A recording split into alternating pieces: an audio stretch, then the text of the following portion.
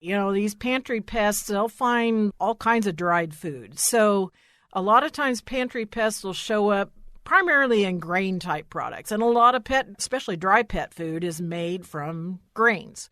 And pests like that kind of thing.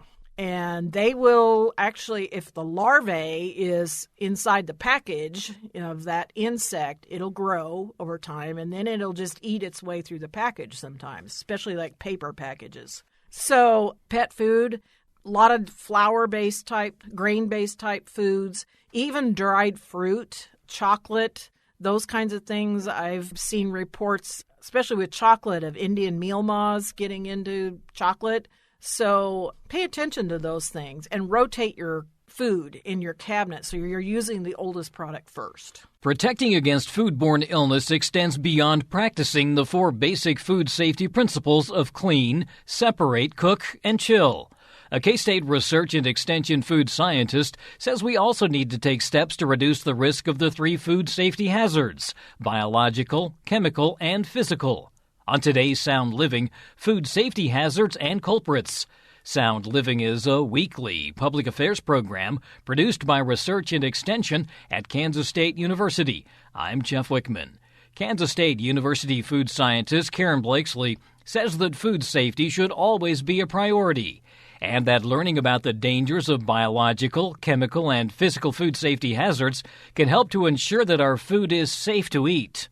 Karen, when we think about food safety, there are really 3 types of hazards that we're going to cover today: biological, chemical, and physical. So let's start with the physical. What kind of physical hazards might we run into? Well, when you store food in your cabinets or your refrigerator or your freezer, always make sure that that package that food is being stored in is appropriate for the type of storage that you're doing. If you bring a lot of foods home, such as pasta or flour, they come in, flexible plastic or paper type packages. If you don't use those products real often, those packages could end up tearing. Pieces of it could fall into the food, or it could tear it and make the product spill out of that type of packaging. So sometimes it's a good idea to transfer those types of things into another container, such as glass jars, something that will seal well. Even a canning jar works really well. That's what I like to do with my pasta and rice. I take it out of those flexible packages and I put it into like a quart-sized canning jar, and it's got a screw-top lid on it. And that's a little more sturdy, less chance of those packages getting torn, and less chance of any kind of other contaminations such as insects that could travel in on the packages themselves. You're just eliminating that one source and getting it out of the way. If you're storing things in the freezer or the refrigerator, sometimes it's really good to use a more sturdy, like glass or freezer-safe type packaging that's a lot thicker and more sturdy to hold up to the freezer temperatures. And for, the sturdiness inside the refrigerator or freezer, because you're moving things around and you don't want to end up bumping things, because if you're not using the right type of plastic in a freezer, it can crack. Outside of storage, if you see a package or a glass that's obviously broken, you want to clean it up well. Sometimes you got to use a vacuum cleaner to clean that up. Get the broom out, that kind of thing first, and then get the vacuum cleaner out, because you don't want to leave little pieces anywhere that could get into your food. Even just your pots and pans. Check the handles. Make sure they're not loose. If they're screwed into the pan itself, make sure those screws are in there tight. You don't want those handles to fall off, especially if you're handling a hot pan of food. When we look at some of the chemical hazards, what are we talking about there? What I'm talking about here is a couple different things. First of all, the thing that probably comes to mind first is, where are you storing your chemicals in your kitchen, such as your cleaning supplies, your soap and detergent, your dishwashing soap, and things like that? Typically, underneath the sink is the best place. Keep it separated from your food. It's usually not a good idea to store your food with those chemicals, because if the package would break on those chemicals, it could spill on your food. And you may not know it either. So that's something you just don't want to ingest directly. But another way to look at this is even with food allergies. Food allergies can be a big problem for people, and it can be life-threatening, especially, for example, if you're allergic to wheat-type products. you want to keep those products separated from the other products so you don't have any cross-contamination. In many cases, a lot of people just do not have that food product in their house, and that's really the only way to completely eliminate that. And so the entire family does not eat wheat products, for example. It takes some planning, figuring out the space that you have, what can be stored where, but it is possible to make it work. We see the warning signs on restaurants and other places in terms of certain products are being used here. You see that on menus, too. Is this something that maybe because a home kitchen is used by so many people, do you put some sort of a warning label on some of these things or not?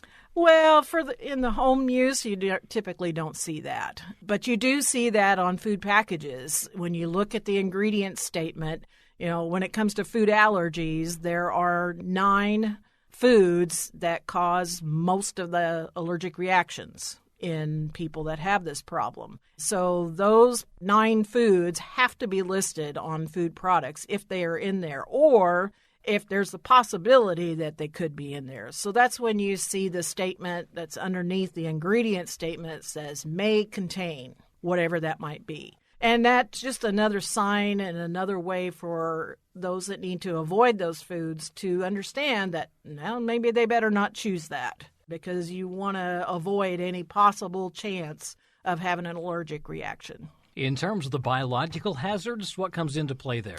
Well, this is typically your microorganisms. So this could be yeast and mold, for example. It could be the bacteria that we often hear about, like Listeria or E. coli or Salmonella or something like that. Food spoilage, if you've got food in the cabinet that's been there for a while, it may spoil over time. That's why it's always good to rotate things. If a package has been damaged, such as torn package or even a canned food that's in a metal can and it's dented, that can compromise the seal on that can.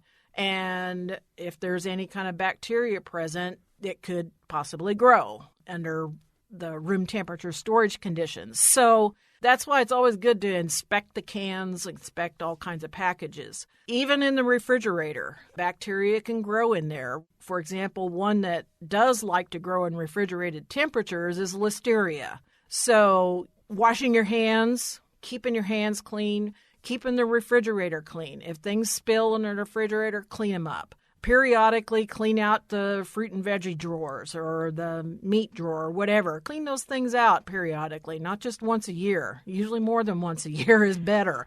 Keeping those things clean, cleaning up spills can go a long way to having safe food to eat. One of the real problems is often the juice that comes off meat, maybe either off pork or chicken, for instance.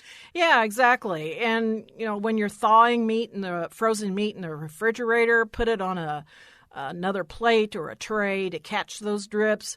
Put it on the bottom shelf in your refrigerator so that it's below any kind of ready-to-eat foods such as cheeses or deli meats or your produce, so that in the case the meat would drip off of the pan, those drips are caught down there and not above any of those ready-to-eat foods. It's always good to put the fresher stuff on the top and put the raw meat type things on the bottom. We often hear about recalls that happen at grocery stores, and I'm assuming that those are something that we need to be keeping aware of. We need to know when these things happen. Exactly. And I think over the last few years, things have got a little easier to know about those things, I think. With social media and the news reports of recalls happening, of course, you can find out about recalls on like the FDA or USDA websites. They have a running list of those. But the other thing, some grocery stores where you have shoppers cards, for example, they track what you are buying. And if they see that you purchased one of these items that is recalled, they can notify you of that. Sometimes it'll print out on your next receipt, your next shopping trip to say, hey, you bought this food, this is being recalled, and things like that. So always pay attention to those things because you should not eat those. Even if you think you can cook them, like a raw meat, for example, if it's a ground beef, just as an example, if it's ground beef recall and you think, oh, I can cook it, it'll be fine. That's not always the case. You don't know how much bacteria might be in there. You don't know how much of it has grown and multiplied. So it's really not a good idea. And if it's multiplied a lot, no amount of cooking is going to kill it all. So be smart about that because you really don't want to put yourself at risk.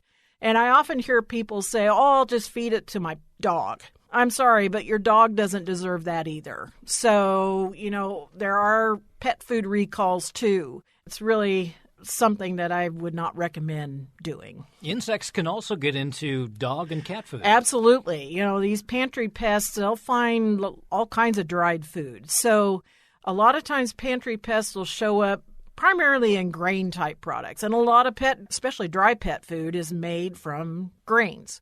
And pests like that kind of thing.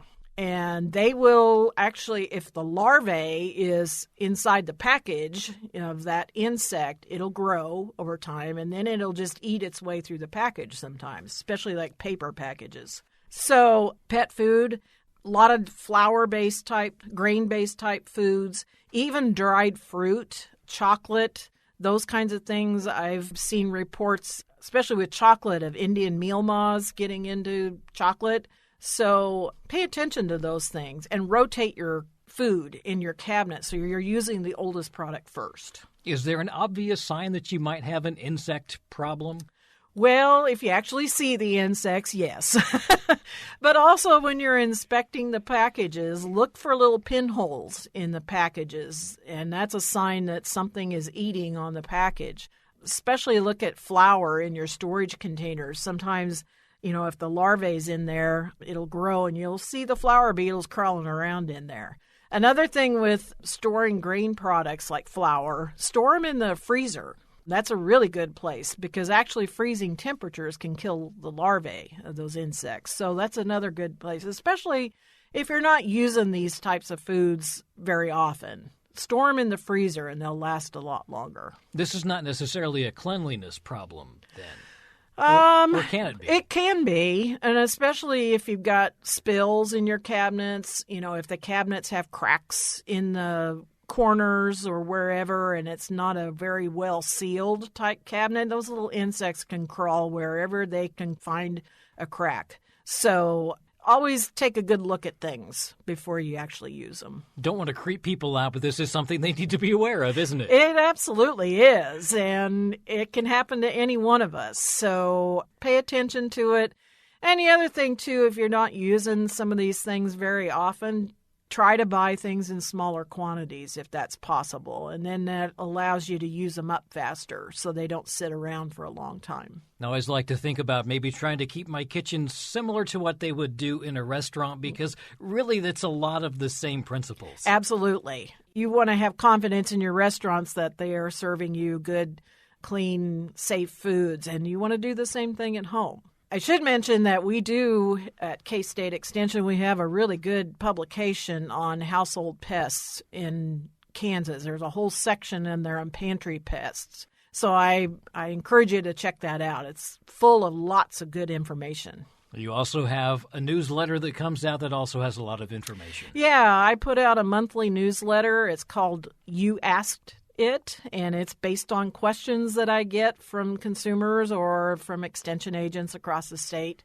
And I try to put timely information for what's going on that month. So you can check it out on my website, which is the Rapid Response Center website, and that is at www.rrc.ksu.edu. And you'll see the link for the newsletter called You Asked It.